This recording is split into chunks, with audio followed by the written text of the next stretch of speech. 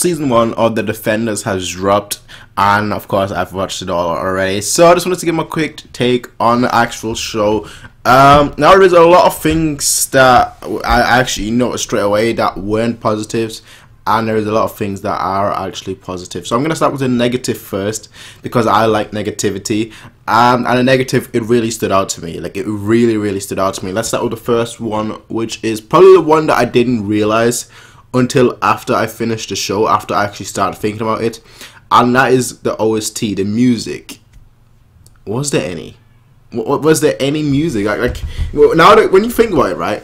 Was there any memorable piece of music? I know that's not important to a lot of people, but to me, especially when you consider like the other shows such as Daredevil, such as Jessica Jones, such as Luke Cage, not so much in Iron Fist, but you know, them three particularly, you'll have always that kind of music in the background that you're really familiar with, that when you hear, you're like, okay, yeah, that's definitely from this show.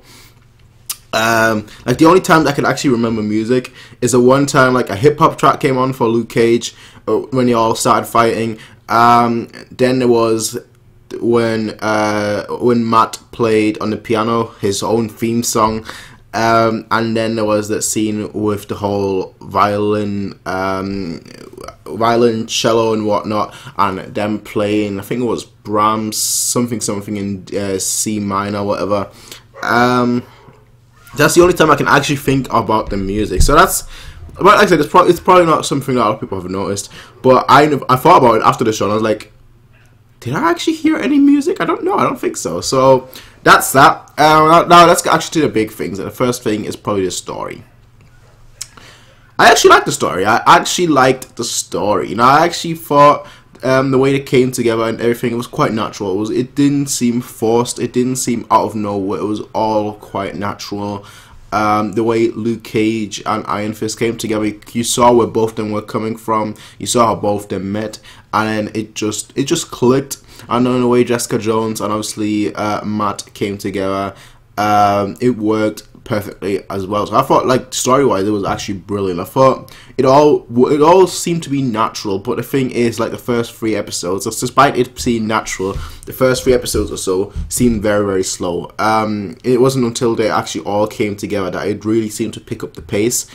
And I thought this yesterday, and I'll say that again, the show felt more like a long movie, like a very long movie, than it did a very long TV series or a very long Netflix series. And I think that's probably my biggest criticism with it, that it seemed like a movie rather, like if this were like 4 separate movies, like 4 separate, you know, Marvel movies, because they always try and fit everything in together. So if this seemed like 4 different Marvel movies, and then instead of like a TV series, I think this basically would have been the plot. This would have been the way this series would have gone. But I think for a series, like, it just seemed like a lot of episodes were just talking. A lot of episodes, there wasn't really much going on. And that actually goes into my next point, which is the action, the fighting. And that's probably my biggest disappointment with this show, that the fighting, I think it was like episode 5 or so, there was like the fighting going on, and there's like a cutscene every second. I was like, what is going on? Like, I normally don't notice cutscenes, right? I normally don't notice, like, if it's a one shot of it or if it's multiple cuts and whatnot. I do notice when it's like like good scenes, like good fighting scenes, like for example in Daredevil, first season, second season, you know, you do notice these kind of scenes because they're just so long, and you're just like, wow, it's all happening at once. There's not been a single cutaway or anything. So you do notice it when it happens, but I'm not really somebody that notices when it doesn't happen. Like when there's a lot of cutscenes, I really don't notice that. I'm just one of those people that just watch it. I just enjoy things, but there was like this one episode, I think it was episode 5 or episode 6, there were so many cutscenes that I was like, I don't even know what is going on. Like literally, they just kept cutting away every second, this part. And once you've noticed that, once you know that, like, what is going on, you obviously naturally tend to keep an eye out for that. So I noticed that, and then like it went throughout the whole series, and it wasn't good. It also, like, obviously in the final fight between Elektra and Matthew, I thought that there was, a bit of overuse of shadows, a bit of overuse. That's natural, you know. You obviously when you want to have a fighting scene and whatnot, and you can do it in the dark, then doing that is probably the best because of the stuntman and whatnot. But it just seemed like shadow, light, shadow, light, shadow, light. It just, you know, it was just kind of ridiculous at one point. So these are my criticisms with the fight, and then there's the big one. Now, these are all the things I've mentioned so far are small things that, in the grand scheme of things, aren't really that big of a problem. But then we get to the big one, and that's inconsistencies. And I think that's probably the biggest issue that you have when you have characters such as Luke Cage and characters such as Jessica Jones. That you get a lot of inconsistency. So, for example, at the beginning, we saw Luke Cage fight against Iron Fist. Iron Fist, he punched him, he kicked him, punched him in the face, kicked him in the face, you know, kicked him in the stomach, all that kind of good stuff. Luke Cage was like, what are you doing? Like, what are you doing? Like, what's the point of that? I'm not being phased, you know. It wasn't until he used the Iron Fist that he was actually able to do some damage to Luke Cage. And then later on, when the actual fighting starts, right, Luke Cage, he gets punched by grunts, and he's like, ugh. That hurt. Now, these kind of things where it just doesn't make sense. Like, why is Luke Cage being pushed around, essentially? You know, obviously he doesn't have the martial arts experience, he doesn't have the training and whatnot, but why are punches and kicks and whatnot hurting him? And I think that's probably the biggest problem with Luke Cage, that you know, he isn't really, that he is too powerful in a way. He's too powerful, too indestructible to really make sense in a fighting. You know, even when it's like against 10 people or so, he really should just be standing there and just be like, you can't do anything to me, so this is easy. No, then you have the same with Jessica Jones, who obviously is more powerful than Luke Cage, and she, what can I say? She basically, the only time she was used really was to knock somebody unconscious. That's really the only time we actually saw anything of her fighting wise, or ability wise, I should say. And I think there was just like one moment where there's a lot of moments like these, but like when she starts punching somebody, you know, like full force punching. No, I'm not talking about like a slap or anything, like her holding back or whatever. But when she actually goes for it, the other person should be dead. Like, let's be totally honest. The other person should be dead. So you could say the same thing about, you could say the same thing about the Iron Fist, but still, you know, it just got a little bit of inconsistencies here and there that at a point it doesn't really make sense. And that's probably my biggest issue, the inconsistency, especially Luke Cage. I think he was probably the character that was the most inconsistent, just because we actually saw at the beginning, you know, that nothing could really phase him. You know, he could get hit with a crowbar and he'd just be like, did you just hit me? And then later on, when the grunts hit him, he's like, ugh, this hurt, ugh, that hurt. So that's probably my biggest problem with the show, the inconsistencies. But besides that, let's talk about the positives, because the negatives are fun to talk about, but the positives are even better. So let's start with the positives. I really like the character interaction. I thought it was brilliant. I thought it was excellent. I thought the way the characters just all meshed together. They all had their own personalities. They all had their own worries. You know, for example, Matthew having his scarf on, you know, just to basically hide his identity. I thought that was really nice touch, whereas Emerald was like, why are you wearing a scarf? You know, all these kind of things I thought were just brilliant. I just thought overall the character interactions were absolutely spot on, and it just seemed, like I said, it just seemed to flow nicely. If this was a movie, I'd probably give it like a very high rating, but for a series, I thought it was the middle, like the first 4 or 5 episodes seemed really slow, and then until then it really started picking up. So until Stick came in, it really, well, when Stick came in, it started to pick up quite fastly, but before that it was really quite slow. Now let's talk about Stick. I like Stick. I like Stick. You remember season 1 of Daredevil though? That's the thing.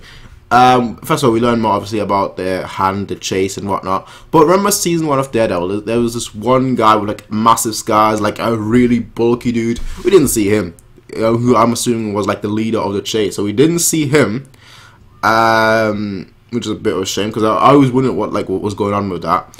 But yeah, it's just I don't know, for me, Stick, I like Stick, but I thought that his ending, the way, obviously spoiler, but the way he died, I don't know, it just didn't feel satisfying, if that makes sense. Like, he died, and Matthew had like a very brief scene, like the police department, where he was like, Stick died, and that's it. And that's all they've ever mentioned, you know. So, considering obviously considering how they, how sad they were, all of them, after Matthew died, you know, after Daredevil died, and then how they basically didn't care that somebody that was basically part of the team, you could say, to an extent, that somebody like that dies and nobody really cares. So that's my big problem, really. You know, it was like literally just like a 1 minute scene of Matthew in like the police station. He's like, Stick died, and that's it. That's it. Never brought up again. So that's that. The whole Elektra thing, I thought that was, yeah. I saw that coming a mile away, in all fairness. My biggest disappointment was probably Alexandria, because, you know, she was the leader and everything, and then it was just like dead. And Elektra was like, I don't really care about the hand. So like the whole season, you get the hand essentially gets built up and whatnot, and Elektra's like, yeah, I don't care. So that was probably a big issue I had. It's similar to Luke Cage the first season, because, you know, the whole time you get built up to like one enemy, like one main threat, and then it's just like, nah, let's bring somebody else. That's the way it's seen. I know that's not the way it was, but that's just the way it's seen. Overall though, you know, Marvel Defender season 1 I thought was pretty good. I think there are a few problems they had, but definitely some things that they could work on for season 2. I don't know if there's going to be a season 2 in all fairness, but is it as good as Jessica Jones season 1, Daredevil season 1, season 2? No. But I would say it's definitely better than Luke Cage and Iron Fist. Both which had a lot more problems, you know, both of which I'd probably give like a 7, and the Defenders I'd probably give like a 7.5 to an 8, roughly like that. Overall, you know, just for comparison's sake, I'd say Daredevil season 2 was probably a 9, Daredevil season 1 was probably a 9.5, and Jessica Jones was probably a 9 to 9.5 as well, just in between, I'd say. That's just my take though. I think the big problem I had with Daredevil season 2 was that it just seemed like 2 parts of a story essentially, and like the second part just seemed kind of shoehorned in, and then the first part, like the Punisher, just kind of seemed shoehorned into the second season, in the second part. So that's probably my big problem with Daredevil season 2, whereas Daredevil season 1 just had one consistent part, one good part, and I really enjoyed it. That's probably one of my favorite TV experiences. It's not TV, but you get what I'm saying. One of my favorite series experiences that I had in a long time. And Jessica Jones, it was just like edge of the seat kind of thing, similar to, maybe not quite, but similar to Westworld. That's just the kind of feeling I got. Not obviously not to the same extent, but I still kind of felt that way. So that's my take overall on Marvel's Defenders. Tell me what you guys think if you've seen it. Was it a good show? Was it a bad show? Did you have the same problems that I did? Because I know for a fact I will get some people say that you know, the whole cutscene thing, they didn't notice that. Like I noticed that straight away, and I'm not somebody that notices cutscenes and whatnot. But when I'm like, wait, what? Like when my brain doesn't process what is happening before, and then the next scene already happens, it's like, what is going on? What am I even witnessing? So that's just my thoughts. So that's just my thoughts. Check out what you guys think in the comment section down below. As well as people can rate, comment, favorite, subscribe. Peace out and have a nice day. Bye.